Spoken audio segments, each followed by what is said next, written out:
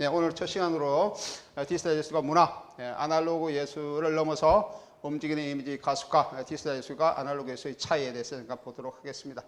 여러분들이 뭐 디지털이라는 용어는 너무나 잘 알고 있죠. 디지털. 근데 이제 예술이 붙어가지고 디지털 예술은 뭐를 지칭하느냐라고 하는 것에 대한 얘기를 조금 하겠습니다. 디지털 예술은 고전적 예술로 지칭되는 아날로그 예술과 대조를 이룬다. 내가 그 오리엔테이션 시간에 잠깐 얘기한 것처럼 우리가 이전에 디지털 예술이 나타나기 이전의 예술 이런 것들 우리는 일반적인 예술이라 또는 뭐 전통 예술 또는 뭐 최신 예술 뭐 여러 가지 용어로 부를 수가 있는데 디지털 예술과 구분돼서 얘기할 때는 우리는 아날로그 예술이라고 그렇게 지칭을 할 수가 있습니다. 그럼 디지털 예술은 언제부터 시작됐느냐? 우리가 디지털 기술이 나타나기 집중적으로 나타난 시기가 1990년대인데 1990년대 이후에 나타나고 있는 예술적 현상을 보통 디지털 예술이라고 또는 디지털 예술과 문화로 그렇게 얘기를 합니다. 그럼 그 이전에는 어떻게 되냐? 그 이전은 완전히 우리가 뭐 아날로그 예술로만 얘기할 수 있느냐? 그런 것도 아니죠. 디지털 예술은 갑자기 떨어진 것이 아니고 이른바 우리가 전통적인 예술이라고 얘기하는 그런 예술의 그런 연속성 내지는 불연속성을 가지고 있다. 우리 전통적인 예술, 우리가 여기서 아날로그 예술에 내가 지칭하고 있는 이런 전통적인 예술의 역사는 굉장히 오래됩니다. 2000년 그렇게 되죠. 예술에는 여러 가지 형식이 있습니다. 그래서 우리는 예술 형식이라고 그렇게 하는데 예를 들면 문학, 회화, 연극, 건축, 음악, 뭐 여러 가지 등등, 영화 뭐 이런 것도 들어가죠.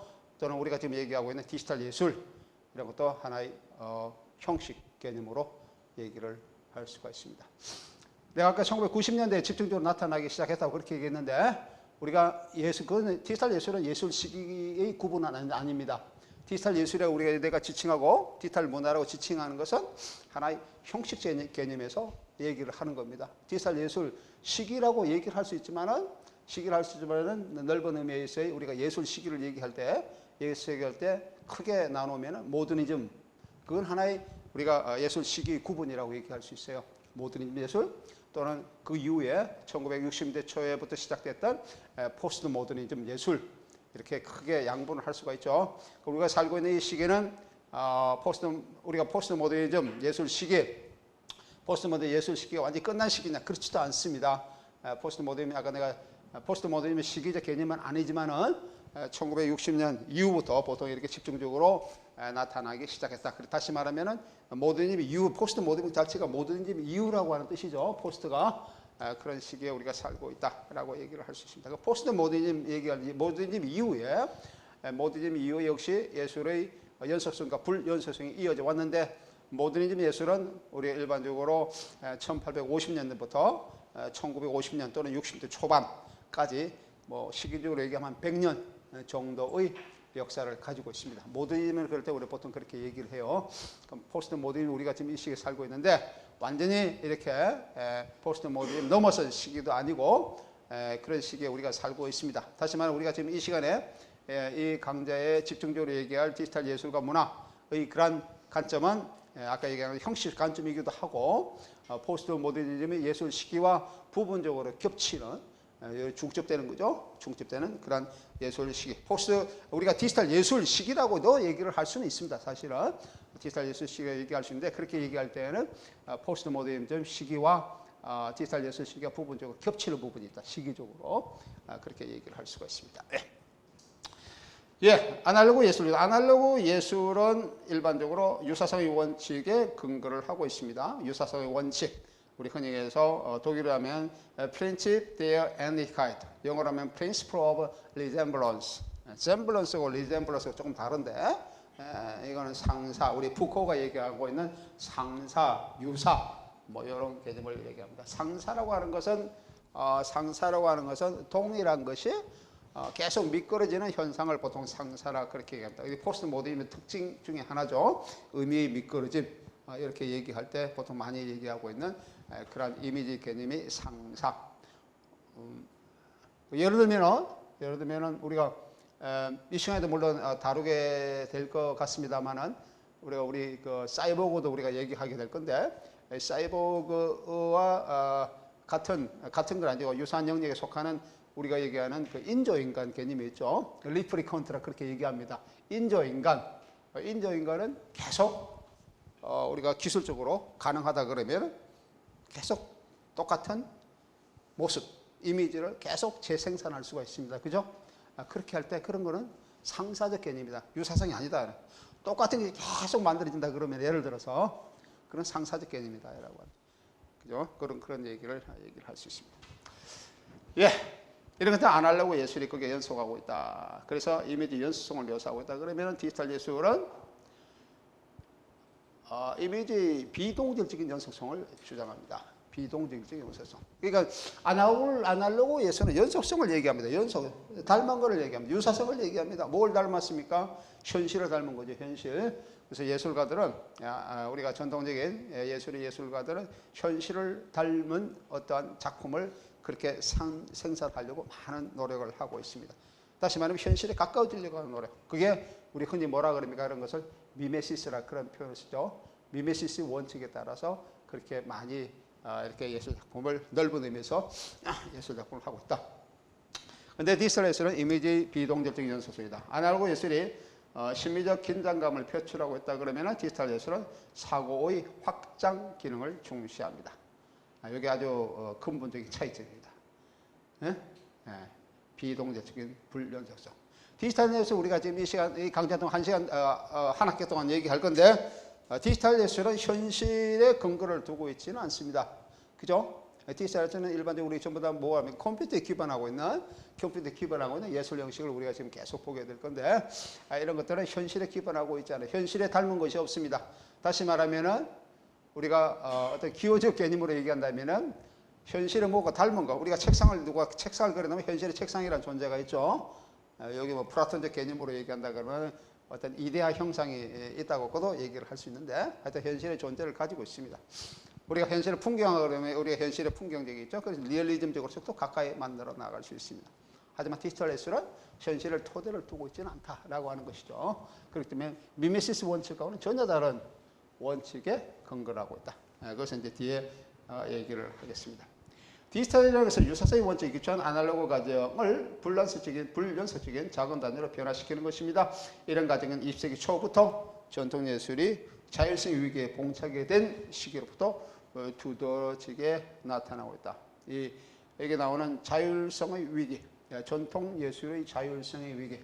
20세기 초에 많이 나타나는 현상 중에서 아방가드 예술을 들 수가 있는데, 아방가드 예술에서 얘기되고 있는 자율성의 위기.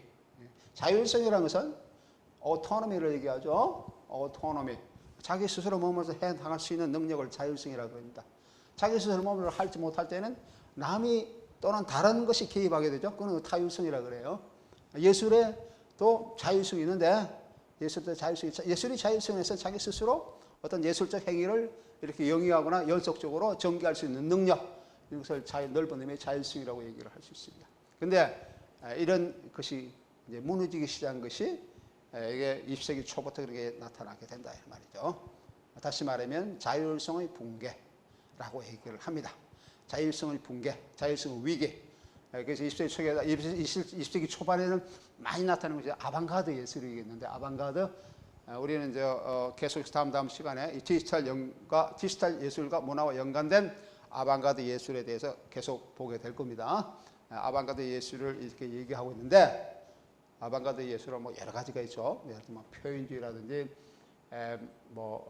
다다이즘이라든지, 초현실주의라든지, 어디입니까? 러시아 미래주의, 러시아 구성주의, 그죠? 그다음에 뭐 그런 것들이 많이, 이탈리아 미래주의, 기타 등등 많이 있습니다. 이런 것과 이제 디지털 예술과 어떻게 연관되는 것인지 우리가 살펴보도록 하겠습니다. 하여튼 이런 것이 20세기 초반에 자율성의 위기가 나타나면서 다시 말하면 유사성의 원칙이 이제 조금씩 붕괴되고 있다라고 얘기를 하고 있습니다. 다시 말하면 우리가 얘기하는 재현이라는 것은 현실에 있는 것을 다시 보이는 것, 리프레젠테이션 하는 거죠.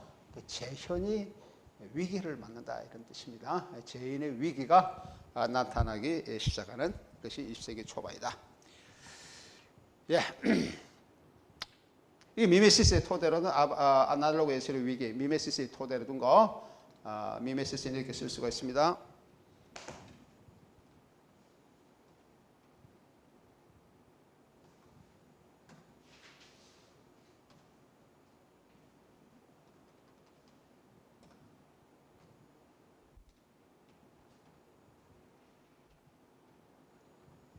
예, 미메시스 이렇게 쓸 수 있는데요. 미메시스의 토대로 둔 아방가드 예술의 위기는 죄인의 위기. 이렇게 조금 전에 내가 얘기했죠. The crisis of representation.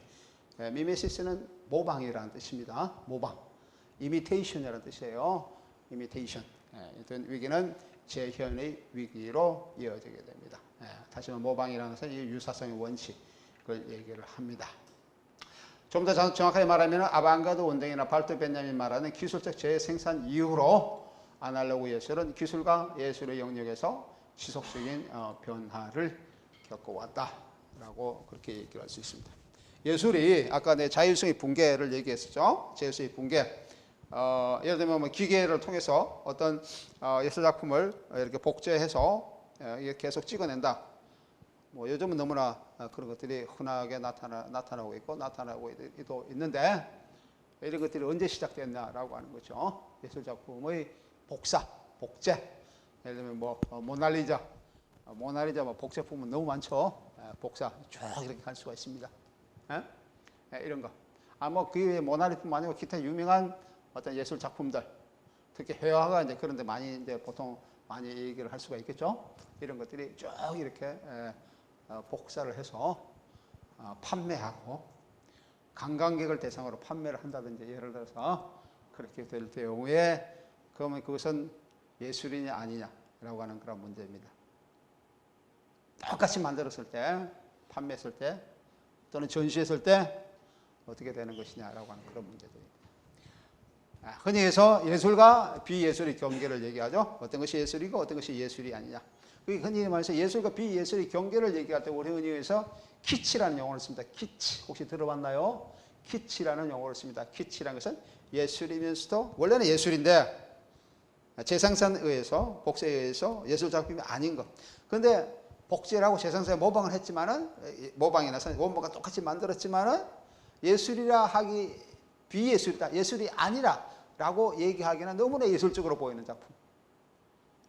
그러니까 예술과 비예술이 경계에 있는 작품 이런 것들을 우리는 키치라고 합니다. 키치.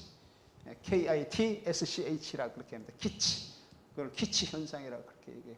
예를 들면 키치 현상이 나타나게 된 것이 19세기 말 20세기 초인데 우리가 흔히 키치 현상이 다시 말하면 복제가 미술 작품이 보통 시작됐습니다. 이 키치 현상에 대한 논란이 복제가 제일 처음으로 대상이 된 그런 작품, 제일 처음이 아니고 하여튼 그렇게 많이 된 그런 것들이 비잔틴 예술의 예술 작품입니다. 여러분 저 어디입니까? 유럽의 아주 커다란 박물관, 미술관들 뭐 이런 데 가보면 루브르라든지 대형 박물관인데 하여튼 뭐 이런 데 가보면 비잔틴 예술이 있습니다. 비잔틴 예술. 비잔틴이라는 것은 한 7, 8세기 정도를 얘기하죠. 그러니까 우리가 흔히 얘기해서 중세시대, 다크 에이지라고 하는 중세시대의 그 초기를, 중세시대는 굉장히 깁니다. 중세는 한 700년 내지 800년 정도가 됩니다. 상당히 깁니다. 7세기부터 13세기까지가 중세예요. 그 이후부터 이제 르네상스 시기로 넘어가는데 14세기부터는 이러한 초기에 이러한 작품들, 이것이 이제 비잔틴 작품인데, 비잔틴 예술인데, 비잔틴 예술에서 이제 많이 논란이 된 것이 우리가 이미지에 관한 논란이 됩니다. 이미지에 관한 논쟁이 많이 이제 나타나게 됩니다. 우리가 이제 예술사에서 이렇게 이미지 논쟁이 다시 말하면 그 당시에는 비잔틴 예술은 이런 기독교의 그런 시기에 이제 접어들죠. 우리가 로마의 그 4세기 말 5세기 초에 이제 로마에서 기독교가 국교로 되고 그 이후에 이제 기독교의 그런 예술이 많이 이제 나타나겠는데 이 비잔틴 예술 시기에 흔히 이제 종교 문제가 대두되기 시작합니다. 우리가 신적인 대상, 기독교니까 캐도릭을 그 당시 얘기를 하는데 캐도릭 시기에 그 절대자, 신적 개념, 다시 말해 하나님, 그죠? 뭐 마리아, 하나님, 예수의 어머님, 그다음에 여러 가지 이제 캐톨릭 성자적 개념이 있지 않습니까? 성자, 이게 뭐 캐톨릭 교회 다니는 사람도 있을 텐데 성자 이런 분들, 성자는 사람의 대상으로 하니까 이것이 하나의 그런 사람의 모습 내지 이미지화가 가능한데 실질적인 이런 존재, 예를 들면 예수라든지 예수 이런 분들은 또 하나님이라든지 이런 것은 우리가 절대적인 그런 어떤 그런 가치를 지니고 있는 건데 눈에 보이지는 않지 않아요. 그죠? 본 사람도 없고. 그래서 이걸 어떻게 할 것인가? 이걸 형상화해야 되느냐, 되지 않느냐 이런 문제가 대두됩니다. 형상화한다 그러면 이거 형상화, 다시 말하면 예수의 상을 만든다든지 이렇게 만들었을 때 하나님의 그런 상을 만든다든지 기독교는 우상을 만들지 말라 그랬는데 나 위에인데 하나님을 만드는 걸 얘기합니다. 하나님께서 예수의 형상을 만드는 거, 이것이 종교적으로 합당한가 그렇지 않은가라는 문제입니다. 이런 문제, 이게 아주 그 당시에는 굉장히 커다란 국가적인 문제였어요. 그래서 그걸 굉장히 많은 논의를 거친 거, 다시 말하면 그걸 만들었을 때, 예수의 형상을 만들었을 때 그것이 절대적인 그런 존재, 신으로서 예수로 동등한 의미를 지니고 있는가라고 하는 그런 문제입니다. 굉장히 중요한 문제죠. 기독교가 굉장히 중요한 문제입니다. 그런데 결과적으로는 그것이 만드는 같은 의미를 부여하게 되었습니다. 수많은 토론을 거쳐서 그렇게 나타나는 것이 이제 지금까지도 뭐 그런 전통이 있죠. 여러분 이제 뭐 캐톨릭 성당 이런 데 성당 같은 데 가보면은 여러 가지 동상들이 있지 않습니까? 그런 동상들, 마리아상에서 예수상이라든지 이런 것들 경배하는 거, 이런 식의 같은 의미를 주어지게 되는 이런 것인데, 예술 작품에서도, 비잔틴 예술 작품에서 이런 현상이 나타납니다. 그래서 다시 말하면은 기독교적 이런 여러 가지 이제 대상들을 막 그리게 되는데, 성경 얘기죠. 성경 얘기를 막 이렇게 묘사하게 되는데, 그런 것들은 특히 금칠로 이렇게 옆에 뭡니까? 테두리를 만드는 거 있잖아요. 금칠해서 이렇게 했어요. 다시 말하면 굉장히 많은 가치를 부여한 거예요. 다른 것에 대해서. 이러한 것이 19세기 말에 또는 20세기 초에 상품화되기 시작합니다. 응? 기술적 생산으로서 이렇게 똑같이 만들어가지고 판매하기 시작한다 이런 뜻이에요. 그때 이제 나온 논쟁이 키치라고 하는 논쟁이 거기서 나오게 되는 것이죠. 네, 이런 것도 좀 여기에 상당히 많은 연관을 지니고 있습니다. 특히 그것을 얘기하는 것이 발트 벤야민의 유명한 논문이죠. 기술적 재생산 시대에 있어서의 예술 작품, 그죠? 기술적 재생산 시대에 있어서 예술 작품이라고 하는 그런 것들 이제 발트 벤야민이 얘기하는데, 발트 벤야민은 아우라의 붕괴 이후 사진과 영화 등에서 아날로그 예술로서 새로운 예술의 아우라를 찾고 있다라고 얘기를 하고 있습니다. 여러분들 아우라는 용어는 여러분들이 가끔 들어봤고 많이 사용을 하고 있죠. 아우라는 이렇게 씁니다. A-U-R-A, 아우라. 아우라는 뭘 얘기를 합니까? 아우라가 뭔 얘기죠? 아우라는 어떤 의미를 지니고 있어요? 아우라의 원래 의미는 보통 명사로서의 원래 의미는 사내, 특히 사내, 아침 뭐 이런 새벽이라든지 아니면은 황혼 노을 질 때 산에 이렇게 안개가 끼는 현상, 운무라 그럽니다. 운무가 산 주위를 테두리를 이렇게 해서 뺑 둘러서 이렇게 끼는 현상, 그건 뭐 자연적인 현상이죠. 그런 것을 보통 명사 아우라로 그렇게 얘기합니다. 발트 벤야민의 이러한 아우라의 개념, 이거는 어디입니까? 비잔틴 학파 리글이라고 하는 화가가 있었는데, 리글이 회화적으로 이런 개념을 사용을 하고 있어요. 하지만 이건 미학적 개념으로 이끌어낸 것이 발트 벤야민이 되겠습니다. 발트 벤야민은 이 아우라의 개념을 예술 작품으로 끌어와서 멀고도 가까운 유일무이한 이례적인 예술가의 신비로운 교감, 이게 아우라입니다. 발트 벤야민의 정의로에 따른 아우라가 그런 게입니다. 이게 멀고도 가깝다는 것은 우리 예술 시기가 예를 들면 그리스 예술 같은 한 역사가 지니고 있잖아요. 19세기 말에서 한 1900년 멀리 있는 어떤 예술 작품이 현재 자기가 와닿았을 때 자기가 누가 이렇게 예술 작품을 본다는 겁니다. 밀러의 비너스상을 예를 들어 본다 이런 얘기예요. 이렇게 봤을 때 이례적으로 멀고도 가까운 유일무이한, 계속 반복되는 것이 아니고 어떤 것이 자기에게 와닿는 유일무이, 그런 신비로운 예술적인 교감. 뭐 예를 들면 어떤 우리가 흔히 얘기해서 뭐 위대한 예술 작품 이런 것을 얘기했을 때 그 작품을 관람했을 때 그 작품에서 느끼는 어떤 신비함, 예술적인 신비함 이런 것이 아우라다 이런 데. 알겠죠? 예, 그런데 기술적의 재생산을 해서 막 찍어내니까 그런 것이 없어질 거 아니에요? 그리고 아우라 붕괴의 시기, 아우라의 붕괴 시기. 그러면 아우라의 붕괴 시기에 예술 작품 존재하지 않는가? 그런 건 아니죠. 예술 작품 존재하는데 특히 이 시기에 우리가 얘기하는 대중 예술, 대중 매체, 특히 사진과 영화 이런 것들이 굉장히 많은 그런 어떤 반응을 일으켰던 반향을 일으켰던 그런 시기입니다. 그래서 이럴 때 사진과 예술에서의 아우라죠. 유사 아우라죠. 유사 아우라를 찾고자 하는 그런 시도가 이제 발달됐냐면 하게 됩니다. 세속적인과 구별되는 성스러운 예술의 아우라는 세속적인 현실도 마법화시키는 사진 이미지와 다르다라고 하는 것을 우선 그렇게 얘기를 하고 있고요. 그래서 예술의 아우라가 의식이라는 것은 이렇게 제의를 드리는 것을 얘기합니다. 의식 이미지가 강해서 경외감을 자아낸다 그러면은 사진 이미지는 광고 상품에서 보여주는 것처럼 유혹적이다라고 이제 그렇게 발터 벤야민은 이렇게 표현하고 있습니다. 사진에서도 또 영화에도 좀 얘기를 하게 되겠습니다. 이는 세속화된 아우라라고도 얘기를 할 수가 있다라고 얘기를 하고 있죠. 정확하게 대상을 인지시키는 사진, 대상을 이렇게 고객에게 인지시키는 사진은 교차된 그런 시간의 중첩성으로 인해서 영화 마찬가지로 주어진 현실에 접근할 수 없는 현실을 만든다. 이러한 점은 멀고도 가까운 변증법적 이미지를 지닌 아우라 예술과는 달리 가까움의 미학만을 부각시킨다. 아까 내가 얘기할 때 아우라의 개념이 멀고도 가깝다 그렇게 얘기했죠. 멀고도 가까운 이러한 변증법적인 이미지를 예술작품이 지니고 있는데 여기 나오는 새로운 시대의 그런 예술, 이제 발트벤이 얘기하는 사진과 영화를 얘기합니다. 이런 것들은 그와 다른 가까움의 미학만을 부각시킨다. 그 이유는 뭐가 되겠습니까?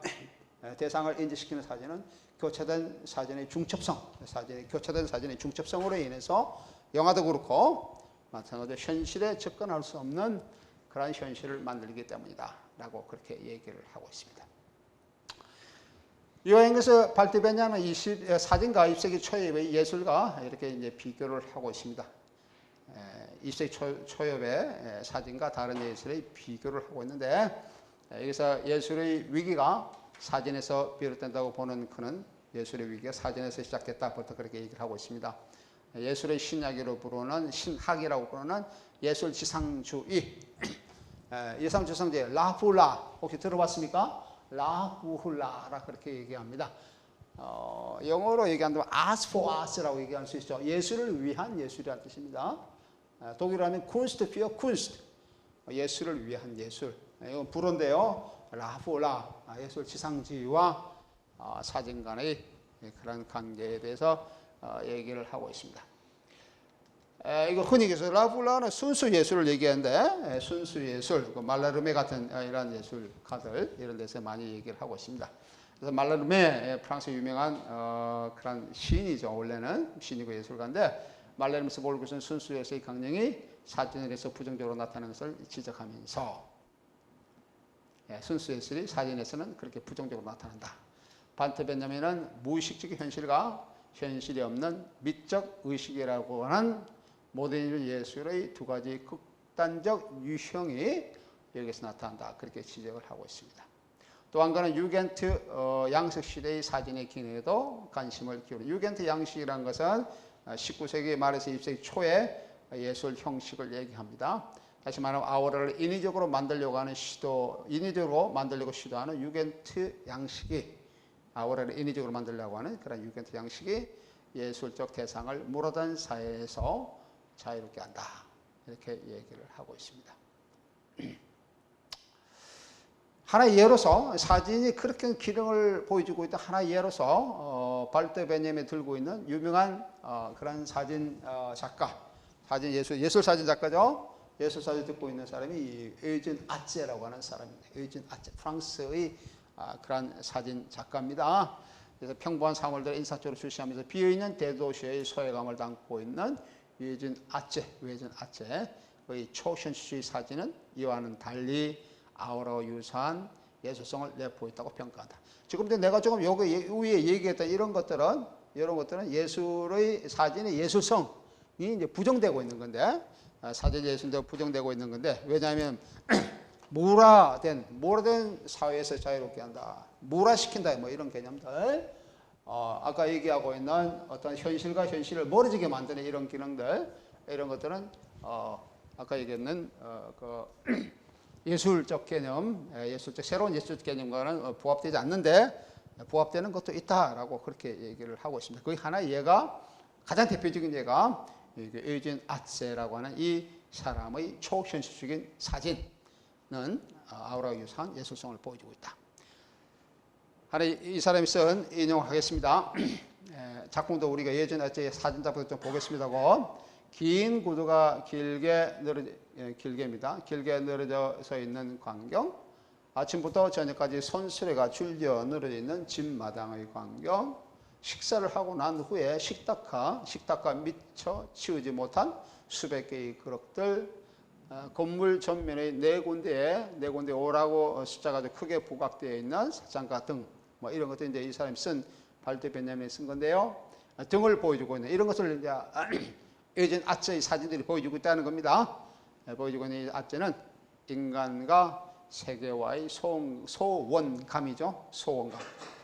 멀리 떨어져 있는 것을 드러낸다고 하는 것이 발트 베냐민의 경험 이론과, 이런 것이 이제 발트 베냐민의 경험 이론에서 얘기하고 있는데, 이런 것들이 특히 그 베르톨트 블레이트라고 하는 독일의 유명한 드라마 작가이면서도 시인이죠. 베르톨트 블레이트가 시 중에 도시 거주민을 위한 독본이라고 하는 그런 시가 있습니다. 독일어로 하면은 아우센 레제부 피어 슈타트 베모너 1930년대라고 하는 시인데, 이 시의 제일 마지막에 흔적을 지워라라고 하는 그런 후렴구들이 계속 반복되는 시입니다. 이 흔적을 지우는 거, 이거와 굉장히 유사성을 보여주고 있다라고 그렇게 얘기를 하고 있습니다. 흔적을 지워라.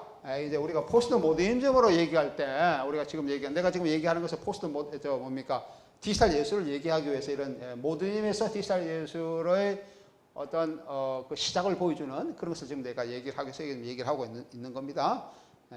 모더니즘 얘기를 그 자체를 하려고 하는 것이 아니고 디지털 예술과 어떻게 연관되고 있냐라고 하는 것을 얘기하기 위해서 예를 들었는데, 우리가 디지털 예술 이론가 중에 여기에 나오는 마노비치라고 하는 사람이 있어요. 레오 마노비치라고 하는 사람이 있는데, 이 사람도 내가 오늘 여러분 나눠준 유인물에 그거 다 받았죠? 그래서 여러분 참고 도서를 이렇게 얘기를 하고 있는데, 그 유인물의 위에 부분에 레프 마노비치라고 하는 사람이 있습니다.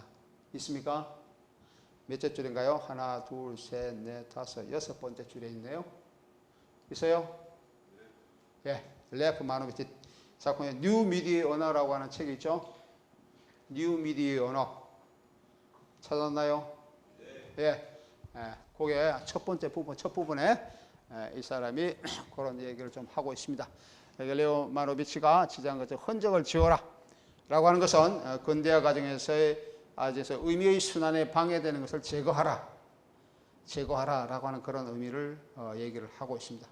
그러니까 여기 나오는 아까 브레이트죠. 브레이트가 얘기하고 있는 흔적을 지어라라고 하는 것도 의미도 굉장히 유사하고, 레프 마노비치가 디지털 예술에서 얘기하고 있는 흔적을 지우는 것, 현실의 흔적을 지우는 것, 또는 현실의 의미를 방해하는 흔적을 지우는 것, 이런 것들이 디지털 예술 문화에서 굉장히 많이 나타나고 있는 일반적인 현상인데, 이런 것들이 벤야민의 영화 이론에서도 많이 나타나고, 또는 우리가 좀 이따가 계속 보게 될 프랑스의 포스트 모더니즘의 이론가 중에 특히 속도, 스피드, 속도 있죠, 스피드에 굉장히 많은 관심을 가지고 있는 이론가가 있는데, 이 이론가의 이름이 폴 빌릴러라고 하는 사람이 있습니다.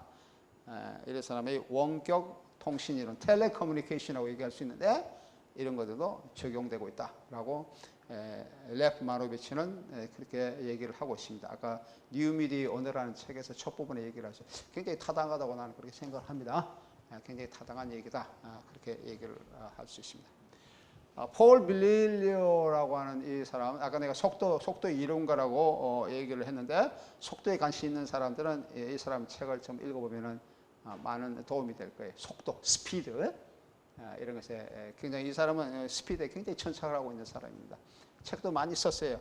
우리나라에 번역도 많이 되어 있습니다. 우리나라로 번역도 많이 되고 있는데, 이 사람의 책은 대부분 다 주제가 속도입니다. 속도. 다시 말하면 미디어에서 속도가, 예술적 의미의 속도가 어떻게 미치고 있느냐 라고 하는 그런 것을 얘기를 하고 있습니다.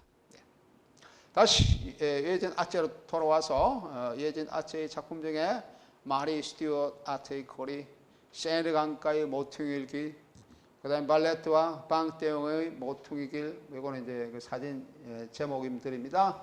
카페 르돔, 그 다음에 생클루 공원, 뭐 이런 것들은 그게 하나의 예가 됩니다. 이게 이제 유진 아체의 사람의 작품입니다. 이 사람의 작품들이에요. 뭐 이런 것들, 뭐 상당히 이거는 뭐 대표적인 작품 중에 하나입니다. 이런 작품들, 이게 유진 아체의 작품들이에요. 이건 아니고요. 여러 작품이 대표적이에요. 뭐가 좀 특징적이죠? 뭐가 특징적이에요? 뭐 이런 것도 마찬가지고요. 여기 유진 아체로 되어 있죠? 이런 작품들. 뭐가 좀 특징입니까? 일련의 작품 중에서 보니까? 사람이 없습니다. 사람이 없는 게 특징적이에요. 사진은 어디서 나왔습니까? 사진은 누가 만들었나요? 사진은 화가들이 만들었습니다. 화가. 왜 화가가 사진을 만들었을까요? 화가 중에, 뭐라고? 괜찮아요. 얘기해보세요. 보존? 유사하게 따라하려고. 그렇죠. 유사하게 따라가요. 좋습니다. 뭘 유사하게 따라갑니까? 그런데? 뭘 유사하게 따라가요? 화가들은 개별적인 자기의 작품 하나 화가가 있었고, 관청에 요즘 우리가 사진기사 있잖아요. 신문사 무슨 뭐 관청 이럴 때 이제 보도기사를 담당하는 사진사들이 있는데, 그 당시에도 17세기, 18세기 신문이 처음 나타난 것은 15세기 유럽에 신문이 처음 나타납니다. 신문을 통판에 찍어서 이렇게 돌려서 소식을 알리는 신문이 처음 15세기에 나타나게 됩니다. 근데 이제 점점 발달해가지고 뭐 여러 가지 기사를 실죠. 그 당시에도 사진이 필요했어요. 근데 사진기는 없었고 동판이라고 하는 그런 판에 이렇게 그립니다. 그래가지고 그 이제 동으로 된 거니까 여러 가지 자동적으로 이렇게 이제 찍어낼 수가 있지 않아요? 그래서 여러 가지 이제 그림들 이미지를 실어서 이렇게 합니다.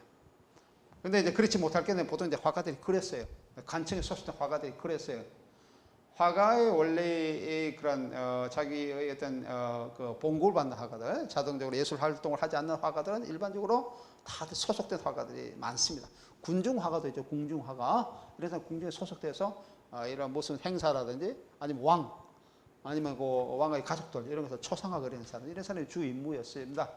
그런데 관청에 소속된 사람들도 역시 마찬가지로 여러 가지 이제 기사가 있으면 그게 어떻게 적당한, 그게 적절한 이런 것들을 이제 그려야 되는데, 한 사람, 두 사람까지는 이제 그릴 수가 있습니다.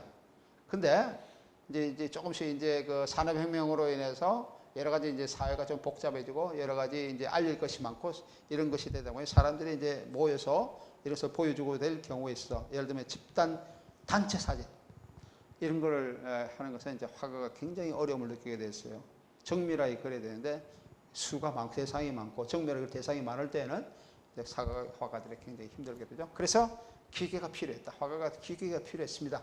그래서 나온 게 그렇게 사진기가 됩니다. 그러니까 다시 말하면 직업 위기의식에서 나온 게 사진기인데, 화가가 사진기를 만들어내고 난 다음에 거꾸로가 아니고 그 결과로 진짜 직업의 위기가 다가왔습니다. 화가가 많이 필요가 없어져 버렸어요. 사진기로 다 찍으면 되는데. 그래서 그래서 새로운 어떤 매체가 등장할 때 그 매체에 의해서 우리도 요즘 뭐 지구 문제도 많이 나오는데 이 지구과 연관된 이런 위기가 보통 많이 찾아옵니다. 새로운 매체가 등장하면 그게 이전에 종사했던 그 영역에 사람들이 일자리를 잃게 되는 그런 것도 많이 이제 우리가 역사적으로 그래서 보게 될 수가 있어요. 사진이 그런 겁니다. 그 사진은 원래 초상화 사람을 그리는데 주 임무였어요. 임무였는데 이런 것들이 처음으로 유진 아츠라고 하는 사람이 사람이 없는 뭐 사람이 있는 것도 조금 있습니다만 대부분 다 이 사람 작품은 사진이 없는 이런 작품들을 이제 만들어내기 시작합니다. 이른바 초현실주의라고 하는 작품입니다. 그냥 사람이 없는 것을 그냥 찍은 것이 아니고 사람이 없는 것을 골라 찍은 것이 아니고 상당히 몽환적입니다. 몽환적, 그죠? 몽환적이고 어떠한 우리가 뭐라 할까요? 의식 밑에 잠재되어 있는 또는 무의식 세계 또는 꿈의 세계 또는 환상의 세계라고까지 이런 것을 불러일으킬 수 있는 이런 사진을 유진 아츠라고 하는 사람이 이렇게 보여주고 많은 작품을 찍게 됩니다. 뭐 이 작품인데 이런 뭐 작품들이에요. 뭐 세나 강가에 있는 모퉁이라든지 뭐 여기 나오는 뭐 이런 작품들은 다 그런 겁니다. 한번 좀 볼까요? 구체적인 것이 이게 잘 지금 잡히지는 않고 있는데. 네, 아까 우리가 보았던 그거 얘기합니다. 세나 강가의 모퉁이. 우리가 조금 전에 봤었죠? 이건 아까 그림보다 상당히 덜한데 이런 것들. 이런 작품들이 이제 조금 전에 내가 설명했던 그런 작품이에요. 그 다음에 발레토와 빵땡의 모퉁이 길, 1925년도입니다. 이런 작품들. 한 번 더 볼까요?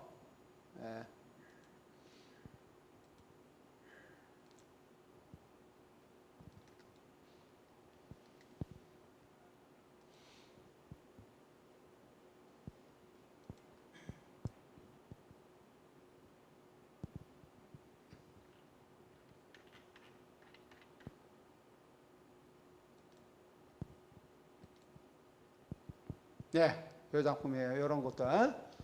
여기는 발레트와 빵땡 거리 모퉁이. 이런 작품들. 보이죠? 보입니까? 이런 작품들이 아까 조금 전에 얘기했던 그런 계열을 보여주고 있는 대표적인 작품입니다. 여기는 카펠르돔. 카펠르돔. 카페입니다, 그냥. 카페를 보여주고 있는 그런 것들입니다. 하나 보면은 카펠르돔 한번 볼까요?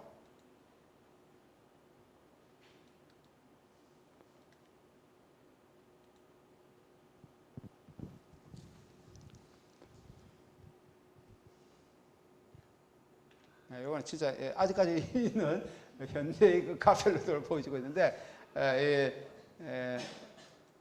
유진 아츠의 카펠루돔은 여기 카펠루돔 그대로입니다. 유진의 카펠루돔은 이런 것들이 사람이 인적이 없는 그런 카펠루돔을 얘기를 합니다. 여기는 그냥 현재 것만 쭉 나와 있고요. 그 다음에 또 뭐가 있나요? 여기는 생클루 공원. 생클루 공원 잠깐 볼까요? 공원을 찍은 건데요. 공원을 찍은 건데, 예, 이게 아츠의 아까 얘기하는 카펠루돔입니다. 이건 지금도 있어요. 역사적으로 유명한 명소로 지금도 있지만은 그 당시에 의자만 놓여 있고 이렇게 보이는 이것이 카펠루돔이라고 하는 그런 작품입니다. 아까 또 어디입니까? 이게 이 공원 잠깐 볼까요? 아츠 거. 예, 이런 것들이에요. 유진 아츠가 찍은 여기에 나오는 생클루드 공원, 생클루드 공원의 그런 그냥 공원인데 텅 비어 있는 어떤 공간. 아까 얘기한 것처럼 아까 얘기하는 그 세네강가에 있는 길 모퉁이 그런 작품 굉장히 유사성을 다 보여주고 있죠. 이런 것들이 아츠의 작품입니다. 이거 발트베냐면 이런 작품에서 다시 말하면 인상학적으로 주시하고 있는 어떤 대도시 비어 있는 어떤 소외감 이런 것들 주로 많이 보여요. 특히 이제 대도시를 많이 찍었습니다. 이런 소유주의 보고 있는데 이런 데서 어떠한 새로운 예술, 이른바 새로운 예술의 아우라, 아까 얘기한 아우라 얘기했었죠? 아우라를 이제 아츠는 보고 있다라고 그렇게 얘기를 할 수 있습니다. 여기 나오는 흔적을 지우라고 하는 그런 의미도 상당히 유사한 것을 보여주고 있습니다. 여기 나오는 위르겐센가라고 하는 것이죠. 이 위르겐센가라고 하는 여기 나오는 위르센가라고 하는 건데 이 가는 위에 거리를 길거리를 얘기합니다. 초유치 영향을 미친 이탈리아 화가 조르지 기리코라고 하는 이 사람의 거리 신비와 멜랑콜리 이런 데도 상당히 영향을 미치고 있습니다. 한번 잠깐 볼까요? 어떤 건지. 이거는 아주 많이 알려진 대표적인 작품들입니다. 그래서 상당히 많은데 몇 가지만 보려고 해요. 작년인가요? 작년과 재작년에 우리 그 인사동 갤러리에서 이런데 유전 악재, 우리나라도 아직도 유전 악재 작품들 많이 합니다. 작년과 재작년에도 인사동의 갤러리에서 내가 신문에 봤어요. 유전 악재 사진전 60점을 가져와서 전시한다 그렇게 돼 있어요. 그래서 내가 학생들한테 조금 가서 구경시키려고 그 입장료가 얼마나 물어보니까 2만 원이라고 그러더라. 2만 원이라 그래서 뭐 학생들 소개는 했어요. 소개는 했는데 몇 명이 간지는 잘 모르겠어요. 공짜로는 안 되고 2만 원 그렇게 얘기를 한 걸 내가 한번 우리나라에서 많이 합니다. 이 사람 작품들이 아주 전 세계적으로 굉장히 많이 알려진 유명한 사람입니다. 그 앞에 그 저것도 잠깐 봅시다.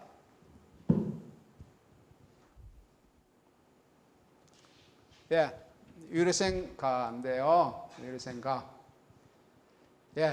여기를 얘기합니다. 위르센가. 요 길이죠. 여기 요거나 뭐 같은 건데요. 위르센가. 요거는 길거리 이름이에요. 길거리. 위르센이라고는 길거리 이름입니다.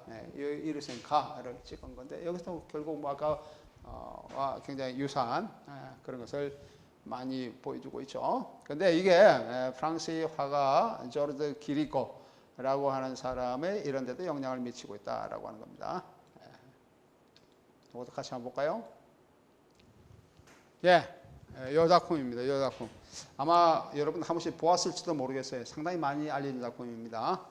이 작품이 그런 아까 얘기하는 아체의 초주의 사진의 위르센가의 영향을 받은 것으로서 이렇게 많이 알려진 작품입니다.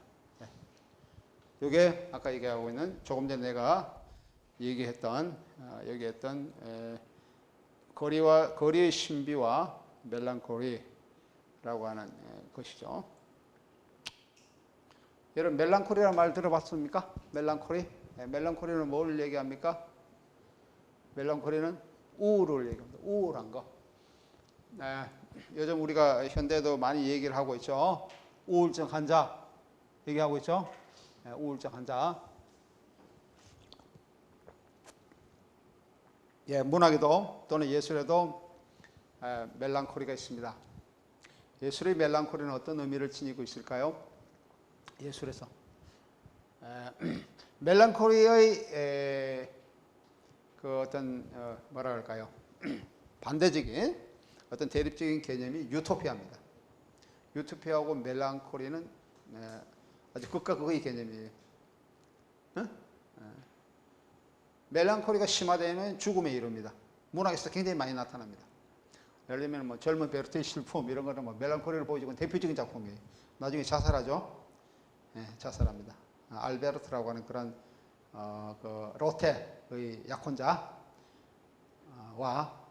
로테를 두고 사이에 두고 이렇게 고민하던 그런 베르테르라고 하는 그런 청년이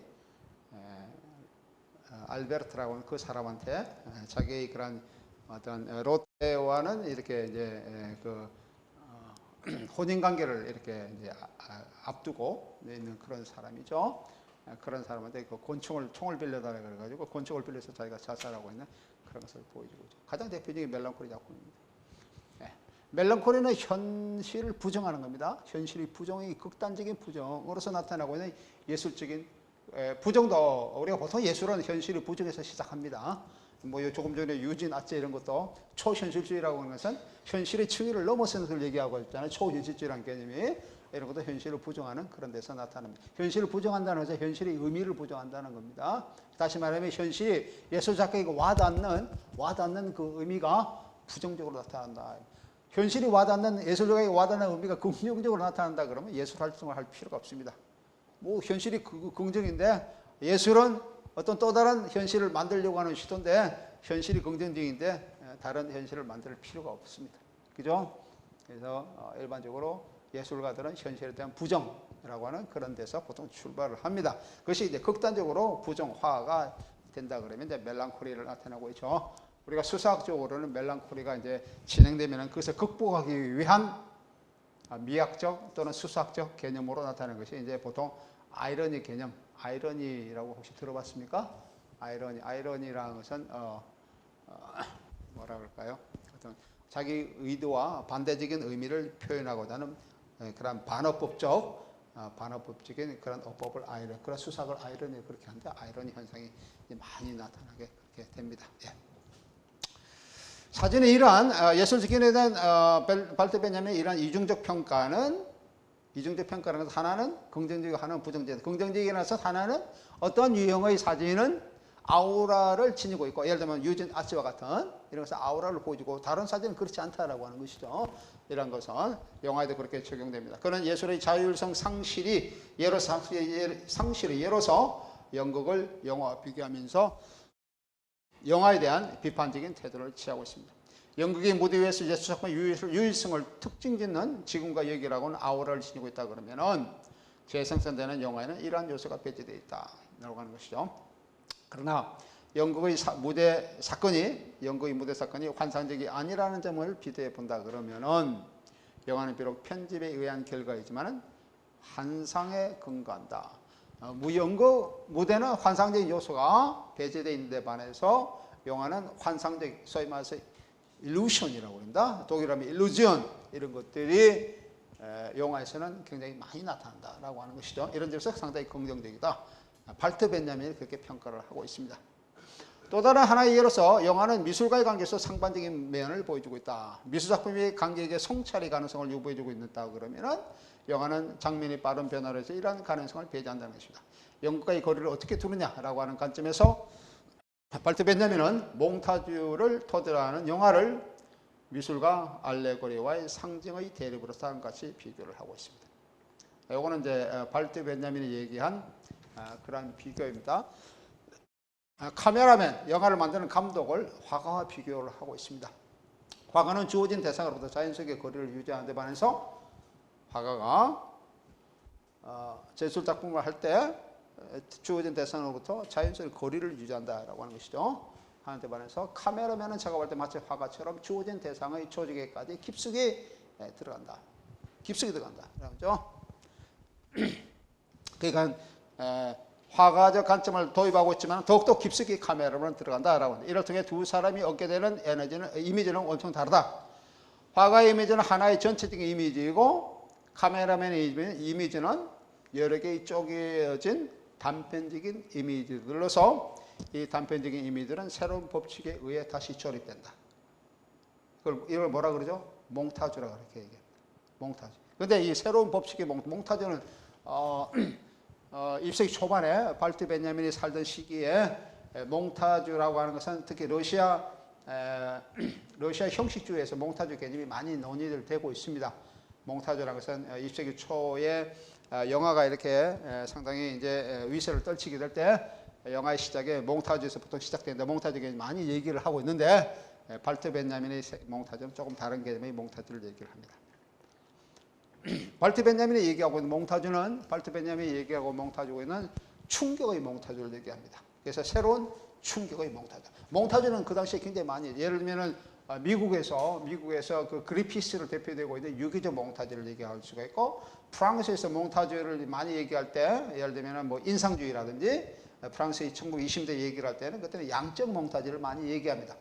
양적 몽타주를 얘기하고 있고 그다음에 예를 들면 독일에서 얘기할 때는 새로운 강한 충동의 몽타주, 발트 베냐민과 조금 다른 의미예요. 충동의 몽타주 얘기하고 있고 러시아에서 얘기할 때 몽타주라고 해서 우리는 흔히 변증법적인 몽타주를 얘기합니다. 러시아의 그 1917년 볼셰비키주 혁명이죠. 혁명 이후에 나타나고 있는 그러한 어떤 이데올로기, 국가 이데올로기에 부합하기 위해서 러시아 형식주의가 미학적으로 예술적으로 많은 기여를 하게 됩니다. 미해를 하게 되는데 그런 몽타주는 변증법적 몽타주를 그렇게 얘기를 하고 있어요. 하지만 발트 벤야민은 조금 다른 의미의 몽타주를 얘기합니다. 발트 벤야민의 몽타주 개념은 아우라적 개념을 찾기 위한 그러한 어떤 이론적 방편으로서 얘기된다 이런 얘기죠. 그래서 다시 이제 발트 벤야민 얘기하면은 맥과 의사처럼 현실에 깊게 침투하는 카메라맨은 현실이라고 하는 껍질 속에서 대상을 끄집어내기 위해서 다가갑니다. 카메라맨은 아까 화가와 달리 발트 벤야민이 얘기하는 카메라맨은 비유적인 대상이 의사입니다. 의사는 외과 의사. 외과 의사가 수술할 때 함부를 이렇게 겉에서부터 함부를 들어갈 때 이제 이 살을 절단해서 들어가는 그런 것과 비교를 하는 것처럼 카메라맨도 그렇게 한다 이런 얘기입니다. 이거 지금 우리가 좀 보겠는데요. 영화를 보겠는데 지가 베르토포의 카메라를 든 사나이에서 볼 수 있는 거죠. 1930년대 작품입니다. 그래서 것처럼 카메라는 새로운 이동성 때문에 어딘지 갈 수 있는 편재성을 지니고 있고 전지전능한 시각으로 대상의 클로즈업도 가능하다. 이러한 편재성과 전지전능성은 디지털 예술의 관점과 유사성을 보여주고 있다라고 얘기를 하고 있습니다. 요거는 이제 아까 얘기했던 그 레프 마니스 아까 얘기 조금 설명했었죠. 여기 나오는 레프 마노비치라는 위치가 그런 얘기를 하고 있는데 이 발트 벤야민의 관점을 이렇게 옹호하면서 디지털 예술가의 연관성을 얘기를 하고 있는데 발트 벤야민의 관점, 충격의 몽타주, 하여튼 몽타주 관점을 가장 대표적이 잘 보여주고 있는 이런 그 작가가 또는 영화 감독이 지가 베르토프라고 하는 이거는 러시아 사람입니다. 러시아 영화 감독인데 카메라를 든 사람. 러시아 영화 감독 중에 다 우리가 조금 전에 얘기했던 그 마노비치라고 하는 사람이 디지털 예술 이론가의 마노비치라는 사람이 러시아 감독, 구성주의 감독을 다 어떤 디지털 예술과 연결시키는 것이 아니고 이 사람의 작품을 특히 디지털 예술과 연계시키고 있다라고 하는 것입니다. 그 이유 중에 하나가 많은 편재성과 전지전능성을 이 영화가 보여주고 있기 때문에 그렇다라고 하는 것이죠. 그러니까 현실의 대상을 이렇게 파해야 돼. 현실의 의미를 찾기 위해서 발트 벤야민은 알레고리라고 하는 개념을 이렇게 많이 이제 얘기를 하고 있습니다. 알레고리는 수학적 개념이죠. 알레고리는 굉장히 고급 개념인데 우리가 알레고리는 비유 개념입니다. 비유라는 것은 어떤 이미지를 통해서 의미를 전달하려고 하는 것을 비유라 그렇게 얘기를 하죠. 우리 수사학에서 비유는 몇 단계의 과정이 있습니다. 다시 말하면 쉬운 비유가 있고 어려운 비유가 있다는 것이죠. 비유 중에서 가장 쉬운 게 무슨 비유일까요? 비유 중에서 가장 쉬운 비유 쥐규입니다. 쥐규. 쥐규는 뭐 제일 쉽죠. 뭐뭐는 뭐뭐와 같다. 이게 비유예요. 비유가 왜 필요할까요? 비유가 왜 필요합니까? 어떤 이미지를 얘기하는 비유가 왜 필요합니까? 비유 없이 다시 이미지를 동원하지 않고 어떤 의미를 전달할 때 전달이 되지 않을 때 비유를 사용합니다. 전달이 되지 않는 것은 얘기를 하는데 그 사람이 이해를 못할 때, 듣는 사람이 이해를 못할 때, 자기가 글을 쓰는데 그것을 읽는 사람이 이해를 못할 때 그때는 비유를 해야 됩니다. 그래야 이해를 할 수가 있습니다. 지규는 굉장히 쉽습니다. 누구나 다 알아요. 뭐뭐서 뭐뭐와 같다고 하는데 모를 사람 없죠. 지규. 특히 어린애들이 지규를 상당히 많이 사용합니다. 초등학생 글쓰기 하면 뭐뭐 같다 이렇게 상당히 많이 써요. 조금 더 높은 단계는 은유라 그럽니다. 메타포라 그럽니다. 조금 더 이해도가 좀 어렵다는 거예요. 메타포는 뭐 단순히 비유하는 것을 얘기하죠. 뭐 인생은 뭐뭐 같다. 뭐 이렇게 그거는 좀 알레고리 개념인데 하여튼 그다음에 알레고리. 그다음 환유. 그다음에 상징 개념은 어렵습니다. 그다음 상징. 그다음에 나타나는 것이 기호 개념. 그다음에 뭐 암호. 암호는 그거는 모릅니다. 그죠? 암호는 모릅니다. 상징이라는 개념도 몰라요. 상징은 아주 높은 수준의 그런 그 이론가 이런 것들이 알고 있는 사람, 그런 사람은 알고 있습니다. 상징의 개념은 우리가 어릴 때 우리나라도 있을 수 있고 어느 나라도 있을 수도 있는데 어떤 사람이 급하게 원래 상징의 개념은 그런 데서 나왔습니다. 어떤 사람이 급한 전시 때, 전쟁 때 두 사람이 헤어지지 않으면 안 될 그런 상황에서 헤어졌어요. 형제가 어떤 연인이 헤어졌어요. 헤어졌는데 나중에 보니까 알 수가 없잖아요. 그래서 하나의 표를 가지고 각각 헤어졌습니다. 나중에 그 표만 제시하면 두 사람이 인식할 수 있는 거.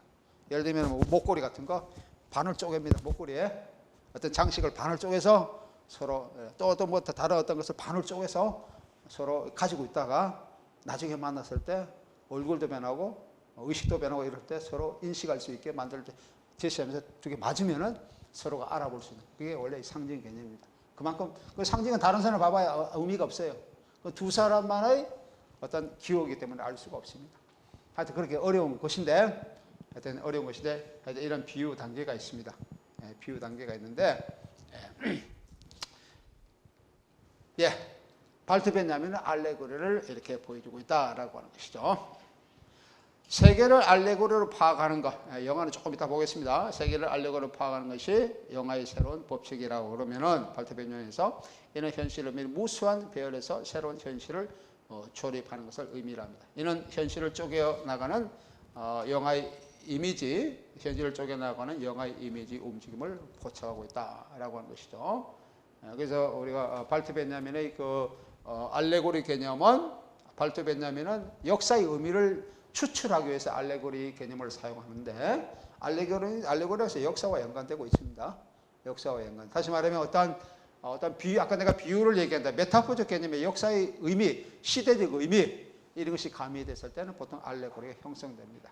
그래서 우리가 거꾸로 어떤 알레고리 작품을 우리가 해석하면 해독할 수 있다 그러면은 그 시대의 역사적 의미, 시대적 의미를 우리는 알 수가 있습니다. 가장 대표적인 예가 르네상스 시대의 르네상스는 주도적인 그런 예술 형식이 회화였습니다. 그림, 회화가 르네상스 시대의 굉장히 주도적인 예술이에요. 우리는 이 시대의 가장 주도적인 예술은 뭡니까? 디지털 예술이 우리 이 시대의 가장 주도적인 예술입니다. 우리가 지금 이 한 학기 강좌의 주제는 이 시대의 주도적인 예술 형식에 대한 것을 우리가 살펴보는 겁니다. 그죠? 르네상스의 주도적인 예술이 회화였어요. 회화. 화가들이 굉장히 많았습니다. 유명한 화가들이 굉장히 많았는데 그 사람들이 많은 그림을 그렸습니다. 그런데 이후의 사람들, 뭐 우리라든지 뭐 19세기라든지 18세기 이런 사람들이 르네상스 시대의 작품, 현상적으로 나는 그 작품, 예술 작품들을 거꾸로 해석을 하면서 접근하고자 하는 시도, 이런 것들이 이제 알레고리 기법이다. 그렇게 얘기를 보통 많이 합니다. 알레고리 기법. 발트벤야민도 이 알레고리 기법이 필요를 했습니다. 뭐 하기 위해서? 현실, 역사를 의미를 분석하기 위해서 그게 필요했다는 뜻입니다. 이런 것이 많이 이제 작품 속에 나타나는데 영화 중에서 이런 알레고리 작품이 나타나는 게 뭐가 있느냐? 발트벤야민의 관점에서 찰리 채플린, 여러분 찰리 채플린 영화배우 알고 있습니까?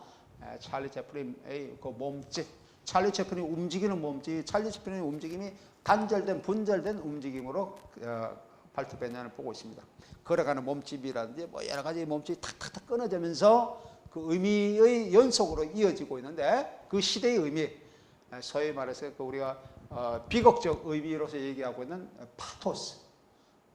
파토스는 고대 그리스에서 장엄한 비극적 의미, 장엄한 비극적 의미.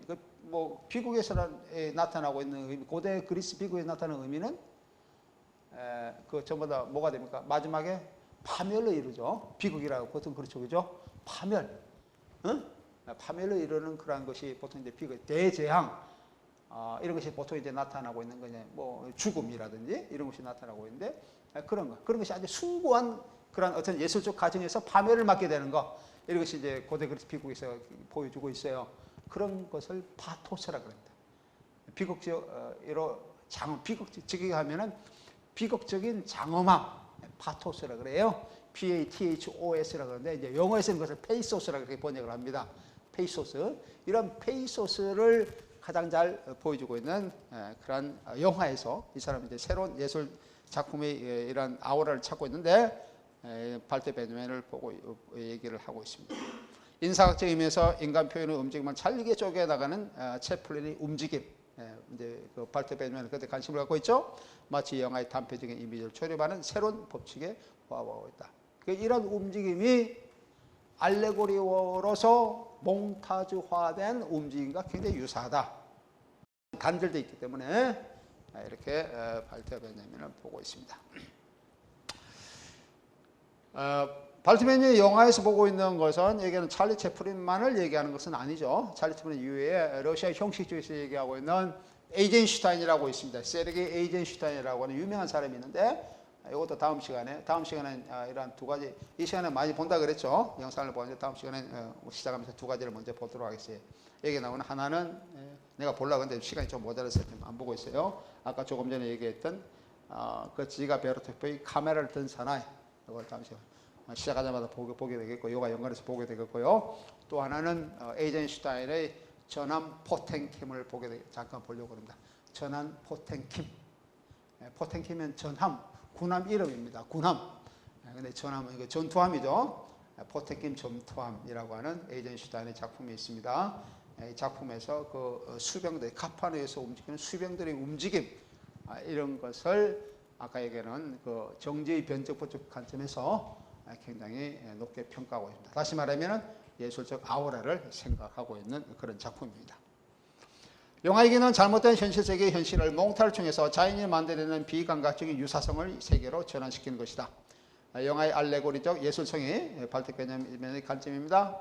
신적인 이미지를 가지고 있는 언어의 모방이라고 본다 그러면은 영화의 이미지도 이와 유사하다. 이런 맥락에서 영화의 몽타주 원칙은 역사에도 확장된다. 역사에도 확장된다. 이런 뜻입니다. 그래서 조금 더 내보면은 세부적인 것을 묘사함으로써 역사를 분석하고 주석을 다는 영화는, 그러니까 역사의 의미를 보여주는 영화, 뭐로? 알레고리로 보여주고 있는 영화, 또는 정지의 변정법으로 보여주고 있는 영화. 다시 말해 정지의 변정은 그 발트 베냐민이 추구했던 것은, 발트 베냐민은 이론적으로는 막스주의자입니다. 뭐 유럽에서의 이론가들은 대부분 다 막스주의자가 상당히 많은데, 포스트 모더니즘 그런 게 많은데, 이 사람이 추구했던 것은 계급 없는 사회. 뭐 보통 우리가 막시즘이 그런 것을 많이 보여주고 있잖아요. 계급 없는 사회. 현재의 계급 없는 사회가 아니고 그것이 근원적으로 어떻게 존재할 수 있느냐라고 하는 것을 발트 베냐민은 추구를 했어요. 그래서 그리고 이게 역사 이전의 발트 베냐민이 그것을 올라가는 것이 역사 이전의 시기. 그래서 독일어로 하면 우어 게시트, 우어라는 것은 아르키라고 하는 의미입니다. 근원적인 것을 얘기해요. 근원적인 역사 속에서 이런 것을 찾을 수가 있다. 또는 나중에 다음 시간에 계속 연장해서 얘기할 텐데 시간이 다 돼서요. 아니면 성자 개념, 하늘에 여러 별들 있잖아요. 그 성자를 영어로 constellation이라고 합니다.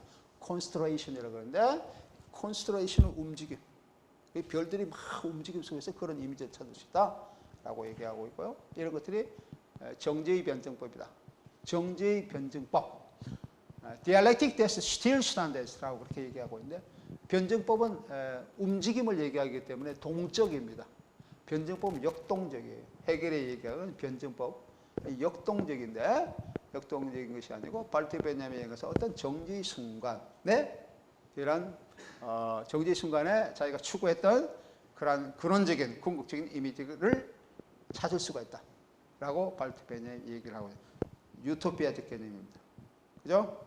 유토피아 개념을 얘기하고 있는데, 이런 것들이 영화 예술에서 나타나고 있다. 그럴 경우에는 그것이 새로운 예술의 아우라다. 발트 베냐민이 얘기하고 있는 그런 얘기입니다. 알겠습니까? 뭐 별로 뭐 이론적으로 어려운 건 아니죠. 발트 베냐민이 생각하고 있는 이런 것이에요. 네. 그래서 그렇기 때문에 발트 베냐민은 그것을 찾기 위해서는 역사에 계속 접근합니다. 역사에 접근하면서 역사의 의미를 추출하고자 합니다. 역사의 의미를 추출해서 역사에 계속 접근. 마치 뭐처럼 외과 의사가 환부에 도달하고자 하는 것처럼 역사라고 하는 그런 의미에 계속 이렇게 파고 들어가는 작업을 하고 있다. 그것이 알레고리적 작업이다라고 하는 그런 얘기예요. 그래서 주석을 다는 영화는 생산 층위보다는 수용자 중에서 인간에게 새로운 직각을 갖게 하며, 이 역사적 과제는 기술 장치를 통해 인간을 자극하는 것을 그 대상으로 삼는다. 라고 아까 제가 소개했던 기술적 재생산 시대에 있어서 예술 작품. 이거는 발트 베냐민이 보여주거나 대표적인 논문입니다. 이거는 뭐 한 15페이지 정도밖에 되지는 않습니다.